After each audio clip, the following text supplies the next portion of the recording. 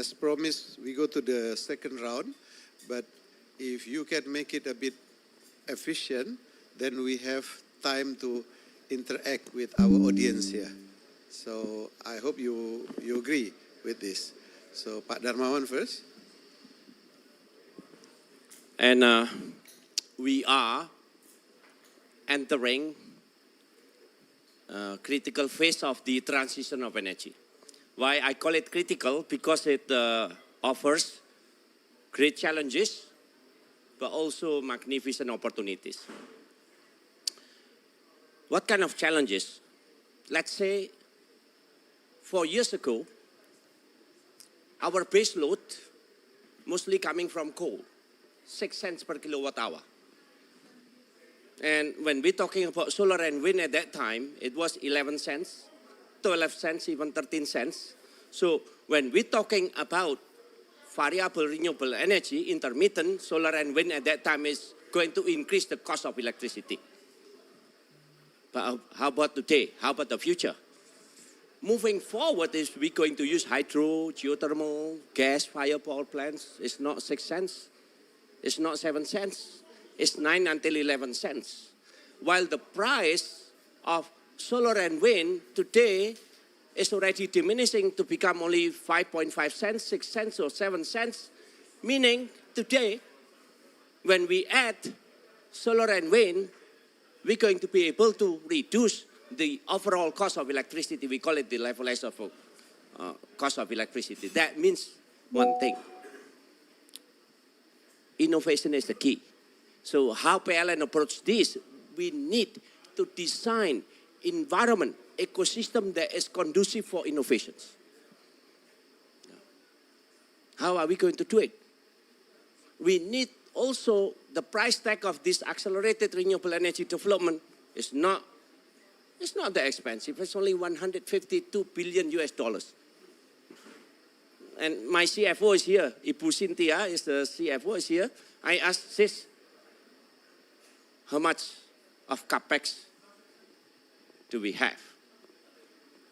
And I can convey to you, PLN is not going to be able to bear the burden alone.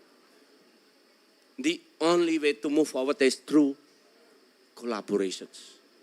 So we need to build strategic alliances. PLN wants to do this alone. We don't have even financial space exactly to invest 152 billion US dollars, while our asset today is only 110 billion US dollars. Our gross revenue is 540 trillion rupiahs a year, which not going to be able to cover the cost. So those are challenges, but I can see, I can feel the spirit in which everybody in this room understand that the future of humankind might be compromised. We're not going to be able to do this alone. We have to be unified. So that's why today I talked to Medco, Pak Hilmi, Pak Eka, I talked to Bu Febri here, Pak, from Aman here, with Bu Febri, we team up. Bu Febri came to us, and she brought one director, and I brought 4 directors, 12 executive vice president, and 2 president director of the subholding. And she asked, Pak, what are you doing? Why I bring only 1 director, and why you bring the whole troops? I say, Bu, we are here with one purpose of all. We need to team up. What do you need, Bu? And she started talking like, oh, are we going to build this, smelter here, this year, is in it this kind of electricity? My question is very simple. How are we going to be able to do this together? And then within 10 minutes, we did the modeling and we presented to her, this is the way we're going to move forward, how we're going to be able to do this together. And I asked her, you want to be the majority of the participating interest? Be my guest. You want PLN to be the majority? Be my guest. We just want to make sure that Vale is going to be able to move forward, to expand, to prosper, and in the same time is going to be able to reduce greenhouse gas emission, promoting growth, and in the same time saving the environment. Can PLN do this alone? No. Can Vale do this alone? No. But together we can, right, Bu Febri? With Medco, I presented to them, we have 37 gigawatt of coal-fired power plants that are ready to be retrofitted. Today it's impossible to implement carbon capture and storage. Why? There is still a depreciation cost. 3.5 cents per kilowatt hour. Fuel cost is 2.5 cents. So total cost is 6 cents. If you add 5 cents per kilowatt hour, it's becoming 11 cents. But very soon, those coal-fired power plants is going to be fully depreciated. There is no more depreciation cost. Only fuel cost 2.1 cents, and be my guess. You can add 5 cents, it's still 7 cents per kilowatt hour. It's still very competitive compared to hydro, competitive compared to geothermal. 37 gigawatt is ready for the new business. So what I'm trying to share with you, this is a challenge, yes, a big challenges, but behind these challenges, there is magnificent opportunities. The question is this: can we align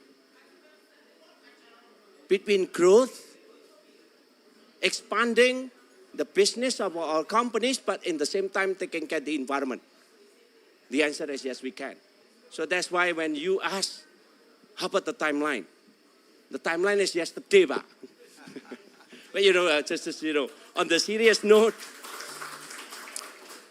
2030, business as usual, our emission is going to increase to 461 million metric tons. Our NDC, we already committed to 370 million metric tons, but we're not happy with that.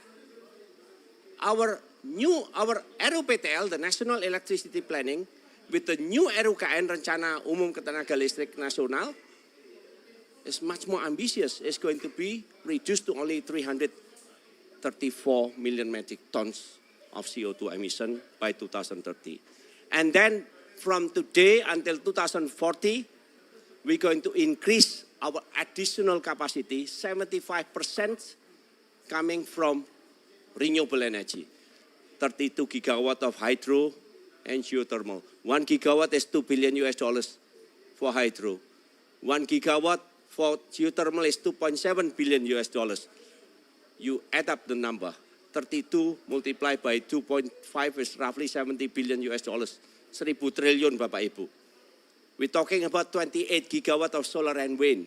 We're talking about $21 billion of green line transmission, green enabling transmission line. We're talking about $5 billion of smart grid. Is this challenge? Yes, of course it's a challenge. How we going to be able to design environment conducive for investment? First thing is this: each of the project has to be technically feasible. Technically feasible, is it enough? No, it's not enough. It has to be also commercially viable. We need to design a contract that is based on the spirit of fairness.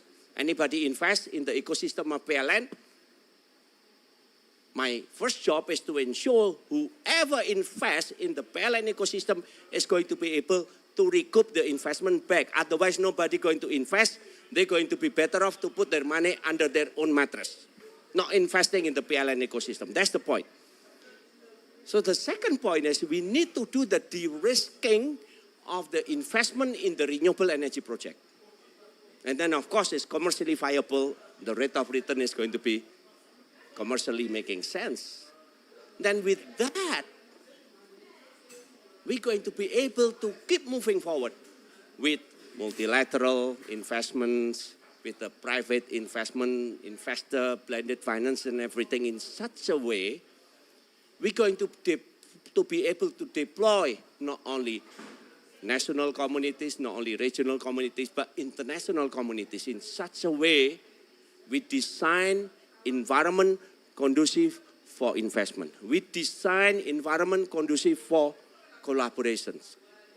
With that, that's the only way to move forward. Thank you. Thank you very much, Pak Darmawan. I love the way you give us picture about this financial situation. So some of us, because we never heard this, we think this is a small scale. This is a much bigger scale, but there is an incentive after if we manage to pass this through.